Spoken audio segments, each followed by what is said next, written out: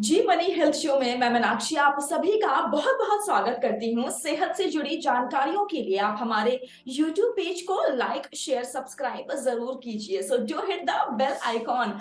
आज मेरे साथ हैं डॉक्टर अर्जुन हांडा, जो कि well known renowned plastic surgeon हैं। इनकी एक्सपर्टीज है बॉडी कॉन्टूरिंग कॉस्मेटिक सर्जरीज में।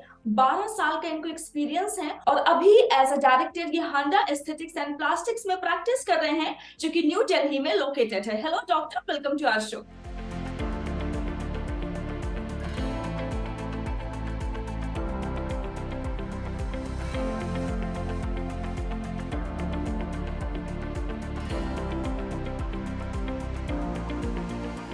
Hi, thank you for inviting me. Doctor, सबसे पहले मैं जानना चाहूंगी कि ब्रेस्ट ऑगमेंटेशन ये क्या होता है एंड ये कैसे किया जाता है, बिल्कुल बेसिक।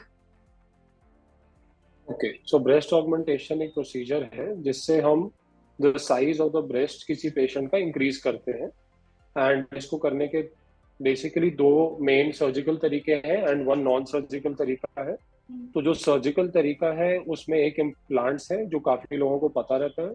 दूसरा फैट ग्राफ्टिंग होता है जिसमें हम पेट और लोअर बैक से फैट निकालकर ब्रेस्ट में डालते हैं, उनका साइज इंक्रीज करते हैं। उस प्रोसीजर के थोड़े लिमिटेशंस होते हैं। So finally the non surgical one जो है उसमें हम फिलर्स करते हैं। Those are temporary and they last for about 1 to 2 years and there is again a limitation as to कि कितना हम साइज इंक्रीज कर सकते हैं, उस पर एक लिमिटेशन होता है उसके साथ भी। Okay okay. एंड डॉक्टर, इसके सूटेबल कैंडिडेट्स कौन है? क्या ऐसा है अगर सपोज किसी को थायराइड है या फिर डायबिटीज है, क्या वो ये सर्जरीज नहीं करवा सकते हैं, या फिर एक एज के बाद ही ये सर्जरीज हो सकती हैं? सो उसके बारे में आप क्या कहना चाहेंगे? तो ये सर्जरीज कोई भी करवा सकता है। Obviously they need to be medically fit, उनको कोई मेजर हार्ट की, लंग की, किडनी की प्रॉब्लम नहीं होनी चाहिए, because at the end of the day ये कॉस्मेटिक प्रोसीजर है। बट अगर हाइपरटेंशन, डायबिटीज, थायराइड जैसी प्रॉब्लम हो तो कोई मेजर प्रॉब्लम नहीं है, बिकॉज ये सब मैनेज हो सकती हैं एंड इसके बावजूद भी पेशेंट्स ये सर्जरी करवा सकते हैं। रिगार्डिंग कि कौन से एज में करवा सकते हैं, so basically anybody from any as can get it done. इसकी कोई एज लिमिट नहीं है। बट यस, 18 साल से कम की उम्र में ऑब्वियसली पेरेंट्स की कंसेंट की जरूरत पड़ती है, और 18 साल के बाद पेरेंट्स की कंसेंट की जरूरत नहीं पड़ती है। तो कोई भी एज का पर्सन इसे करवा सकता है, इवन 65-70। सो दैट्स कोई लिमिटेशन नहीं है एज की। Okay, this is very nice. And doctor, normally क्या होता है जब भी हम सर्जरीज का नाम सुनते हैं तो ऐसा लगता है सेफ होगी नहीं होगी, कहीं ऐसा तो नहीं कोई लॉन्ग टर्म कॉम्प्लिकेशंस हो जाए। सो सर, क्या ये सेफ है पूरी तरीके से? सो ब्रेस्ट की कोई भी सर्जरी हो, चाहे इम्प्लांट्स, फैट ग्राफ्टिंग या अदरवाइज कोई और सर्जरी भी हो, तो जो भी कॉस्मेटिक सर्जरी ब्रेस्ट की होती है वो एक डे के प्रोसीजर होता है।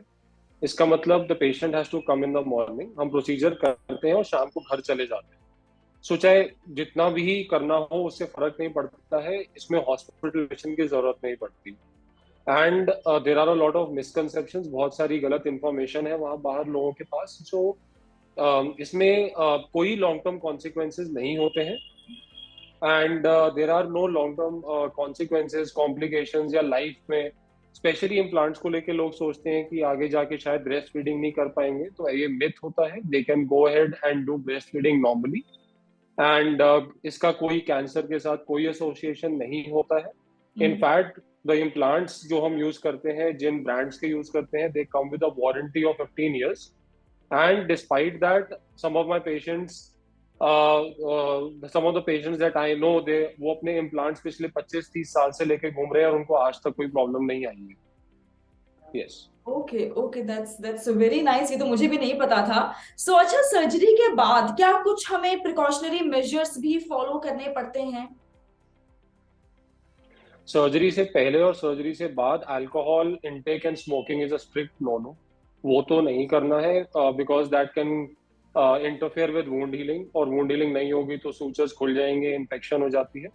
इसके अलावा इन प्रोसीजर्स के बाद एक सपोर्टिव गारमेंट होता है, वो पहनना होता है फॉर अबाउट अ मंथ। 3 हफ्ते तक कोई ज्यादा विगरस एक्टिविटी या एक्सरसाइज नहीं करनी होती है। But apart from that there are no precautions और rest after the procedure. In fact breast fat grafting और इम्प्लांट्स के बाद यूजुअली एक दिन का ब्रेक लेकर दूसरे दिन पे पेशेंट अपने काम पे भी वापस चले जाते हैं। इसमें ज्यादा पेन या ज्यादा डिस्कम्फर्ट या कुछ अजीब नहीं लगता है पेशेंट को। Okay, and does it feel natural? मतलब ऐसा तो नहीं लगता कि बॉडी में कुछ और चीज ऐड ऑन कर दी गई है, लाइक पेशेंट को अगर ऐसा फील हो तो? नहीं, nothing like that. So when we are doing fat grafting, so वो तो बॉडी का नेचुरल टिश्यू है, so that is obviously going to feel and look natural. जहां जब इम्प्लांट्स की बात आती है तो इम्प्लांट्स को हम ब्रेस्ट के अंदर नहीं डालते। हम यूजुअली इम्प्लांट्स को ब्रेस्ट के नीचे जो चेस्ट की मसल होती है उसके नीचे डालते हैं। सो जो कवरिंग होती है इम्प्लांट की, एक मसल की कवरिंग होती है, ब्रेस्ट ग्लैंड की कवरिंग होती है और स्किन होता है। तो इस इतनी कवरिंग के नीचे जब इम्प्लांट होता है तो it looks and feels natural. Yes, अगर किसी में इम्प्लांट उनके साइज जितना उनको साइज डलना चाहिए उससे ज्यादा बड़े डाले जाए तब वो अजीब और अननेचुरल लग सकते हैं। बट अगर किसी पेशेंट के साइज को, that is height, chest, weight और ये सब चीजों को देखकर हम इम्प्लांट डालें, so they look feel absolutely natural. Okay okay, thank you so very much doctor. आपने अपने बिजी शेड्यूल से जी मनी हेल्थ शो के लिए थोड़ा सा वक्त निकाला। हमारी पूरी टीम आपको थैंक यू कहना चाहती है। Thank you for the opportunity, thank you for having me. Okay, so ये थे मेरे साथ डॉक्टर अर्जुन हांडा, जिन्होंने बहुत अच्छी तरीके से बताया कि ब्रेस्ट ऑगमेंटेशन क्या है, कौन इसके सूटेबल कौन कैंडिडेट्स हैं।